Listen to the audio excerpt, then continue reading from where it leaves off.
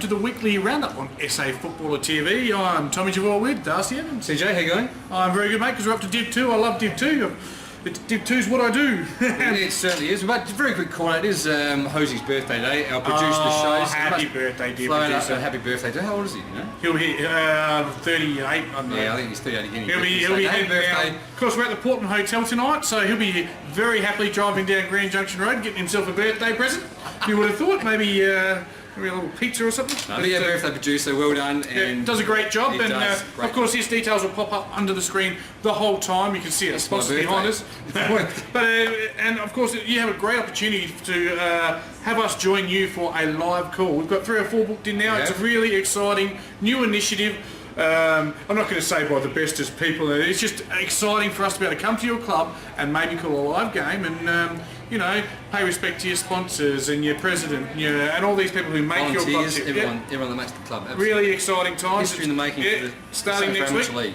Let's start with the results this week, and it was a Lockie Button show at Sacred Heart, mate. It was. So Broadview just the one win so far going to this game, taken on Sacred Heart, and nothing changed there because Sacred Heart, good winners, 12-8-80 over Broadview 9-10-64. So good win there to shock. They probably puts them in the 5 now, probably game clear I think it is. So yes, well done.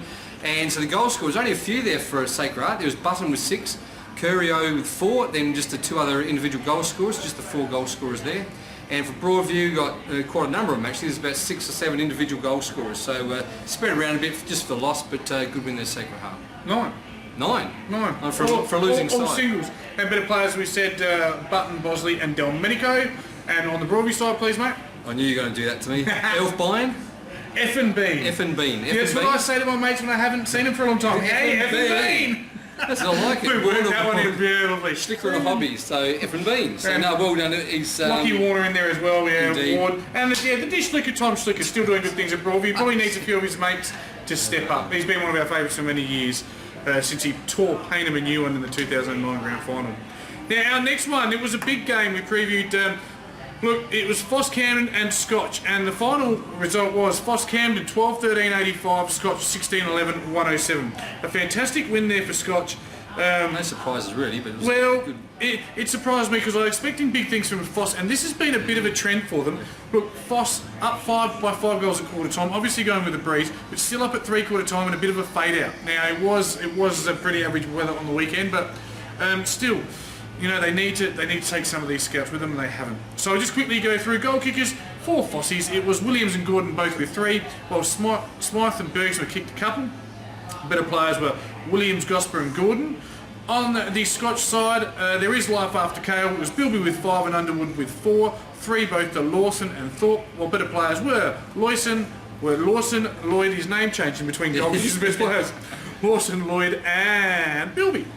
Yeah, no, well done. I think Ian Still's been out there a number of years now at Scotch. He wants to get Division 1. I think that's his. He's been out for a long time. He wants it finally. Yep. This is going to be his year, I believe. Time will tell. Time will tell. Next game, we've got Modbury. That's our producer's hot tip for this year. Taking on Old Iggy's. This was a battle of 2 undefeated teams before the weekend. Let's build it up, Darcy. Yeah, build it up. It certainly was. So again, Hosey, it was a bit of a scare at half time. So Modbury did the outright winners at the end of it. So 14-12-96. To Old Iggy's 9-10-64. Half time, actually, Modbury were down by 5 points. So Old Iggy's was 5-5-35, 4-6-30. Then they were still, Old Iggy's still at 3/4 time, 4 points up at 3/4 time. So of course, then it was just, I think they just kicked those 7 goals in the last quarter. So 7-3 they kicked last quarter to take away the win. So well done, Modbury, just that one last quarter. And look, give the producer credit where it's due. He said they'll be the team to beat. They're the best. The most, his certainty for all of Amateur League. What they're doing is they're running over teams at the end, and that probably suggests a little bit of quality as you add up the goal kickers. 11 goal kickers from Modbury on the weekend. And a great spread, so 11, you can't go there, you can't pick one person out. So Verity with 3, then we've got 10 individual goal kickers. So 11 goal kickers in a probably miserable wet day it was at the end of the day, so with 14 goals.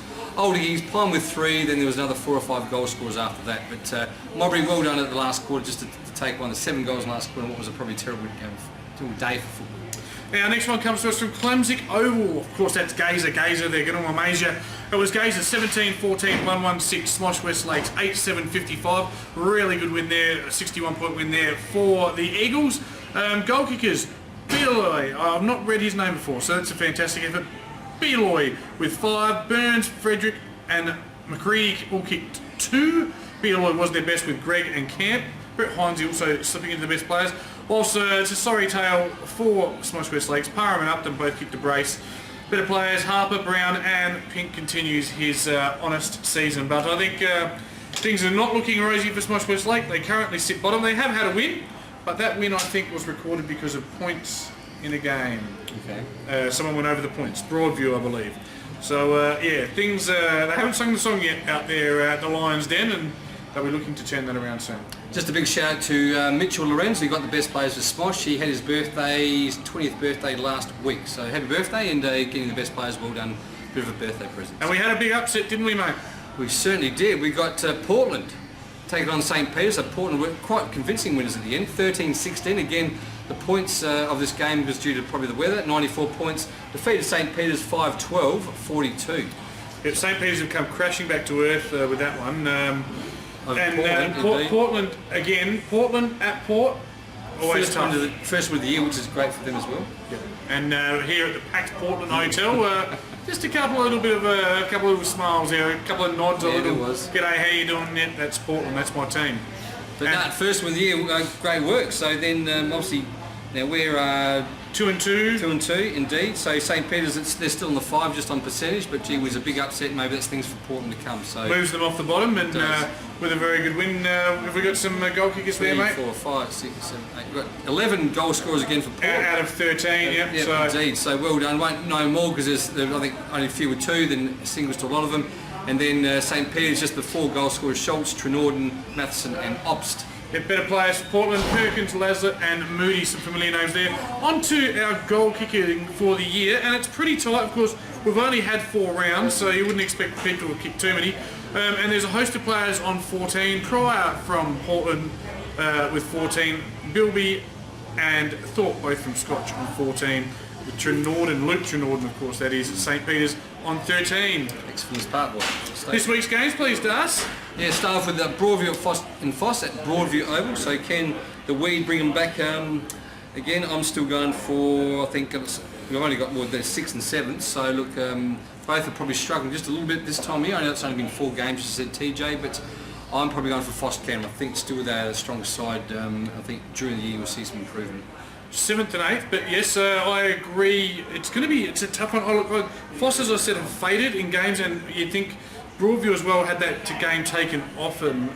This one is actually probably very, very hard to pick. At Broadview, who have you tipped? I'll pick Foss. Yeah, I'm leaning towards Foss as well. They've got to erase these fade outs, but I just think Foss, if they can regain that winning form of last year, they'll become very dangerous. I'll take the Phantoms. I was out there tonight, the Skull Cave, and Phantom, yes. Yeah. Next game we've got St. Peter's Sacred Heart. They're both 2 and 2, 4 and 5, 4th and 5th. So I think St. Peter's will back. It is at Cater Oval. I think St. Peter's will bounce back after the shot loss last week. Yeah, it'll be very interesting to see who goes to Lockie Button for Sacred Heart. He's been an absolutely sensational recruit, whether in the ruck or playing as a big centre-half forward, kicking 6 on the weekend. If they can shut him down, they'll win, and I think St. Peter's are a much improved team. You're looking at, they must have a very good percentage. No, it's not because I thought it'd be. They got brained on the weekend, but I'll take St. Peter's. Yes, indeed. Okay, then we've got obviously the producers' pick here for the Premiership is Mowbray taking on Portland. I think even though Portland had their first win last week, I don't think much is going to improve this week against the top side Mowbray. Mowbray by a big margin. Out there, and Mowbray Sports Reserve. Yep, a lot of rain around this week. So wild, where we're of course recording on Monday nights. Wild, wet, and woolly. Very. Isn't it? It's a bit chilly. Something's underwater. There's hotels underwater and everything else. And I think Portland's only chance is if it rains and it becomes a bit of a pig dog type affair, and your Laslett can get in and under and lay all those tackles and get some outball. But I'm just trying to dress it up. Mowbray won't. Well, with Mowbray out there, remember in my day, I remember the mud and gunk that used to play out there in those change rooms. But I think they've improved the drainage out there. But not so much. Yeah, I played there last year, and the ground itself is actually alright. But then there's the giant pool just off the ground, and the disgusting carpet from 1970 porn movies. And it looks like somebody's taken a feces on and rubbed it in. They've never cleaned it. But I'll give it. But at least there's plenty of room in there. I actually don't mind it. And there's a warm shower, and it's not hard to sneak your beer in. No, just kidding. The old gut port. And the Scotch guys got Ian Steele boys taking on the Jars, Andrew Jums Gazers at Scotch College. Gee whiz, this is probably second versus sixth Darcy. Yes. I think the leg speed of Scotch, and Absolutely. that's the greatest spread. Younger Not relying side. on the Carls anymore, and just like the way the Crows have evolved, although that's AFL admittedly, losing Dangerfield wasn't a bad thing. Everyone else has stepped up. Everyone's playing a role, as our great mate Paul Manuel would say. Know your role, play your role, and you win. And Scotch will win. Indeed they will. And the final game is Smosh Westlake's taking Old Iggies. So They get him at the wrong time. Old Iggy's coming off their first loss. It's at Westlake Shore. Look, Westlake Shore is a good home ground, and Smosh will knock off someone, a highly fancied opponent at some stage. Unfortunately, won't be this week. Iggies. Agreed. Iggies for me. SA Footballer TV, we've got to go because it's Hose's birthday, and He's dying for a beer. thanks for joining us. We're back next week. See you later.